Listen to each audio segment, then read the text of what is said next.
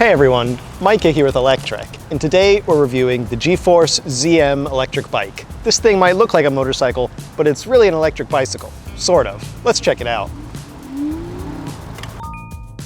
As far as powerful moped-style e-bikes go, this one is definitely more on the motorcycle end of the spectrum than the pure e-bike end. Yeah, it's a Class 3 e-bike, it's legally an electric bicycle, but come on, look at it. This is a straight-up moped in every sense of the word. With a 750 watt Bafang motor in the rear that puts out 1300 watts of peak power, this thing is ready for some serious cruising. It'll top out at 28 miles per hour or 45 kilometers per hour, giving you as much speed as is legally allowed under US e-bike regulations. There are pedals, and you could pedal it if you wanted, but it's not going to be a very good pedaling ride. The long bench seat is not adjustable, and so you kind of have to adjust your seating position to get a good pedal stroke. And Lord help you if you ever had to pedal this 85-pound bike with a dead battery. Fortunately, that battery comes in a huge 48-volt 20-amp-hour option, so you should have plenty of range. There's a smaller 13-amp-hour battery option too, but the $1,899 price for the smaller battery version only saves you $100 over the 50% larger battery, so who wouldn't upgrade? They say you'll get 60 miles of range, but that's laughably overrated. If you're going pretty throttle heavy, just over half of that figure is a pretty reasonable estimate. Even if they fibbed a bit on the real-world range though, the rest of the bike is pretty solid. You get full suspension with a dual-crown suspension fork up front and a rear shock in back that is partially hidden by shrouding around the seat that lends it even more support for that motorcycle feel.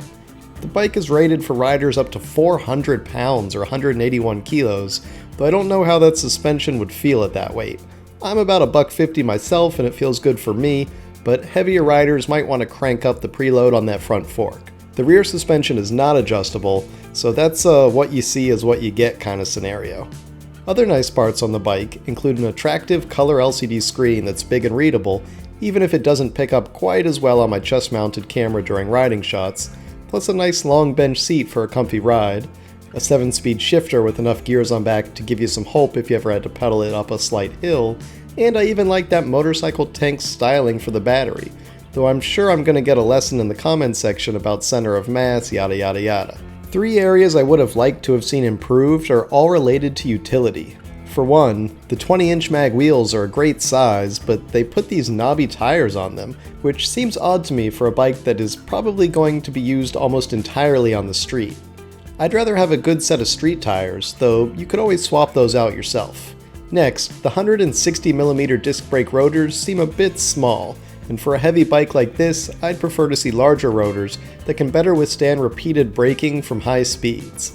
And lastly, I would have liked to have seen some included passenger foot pegs, so I could make full use of that bench seat for another rider. But even with these complaints, the bike feels like a fun and nimble ride, with enough power and battery capacity to keep me entertained. It's reasonably priced, especially compared to a full suspension Super 73 or other moped-style e-bike, and I even enjoy the styling, even if it's admittedly not going to be the best pedaler.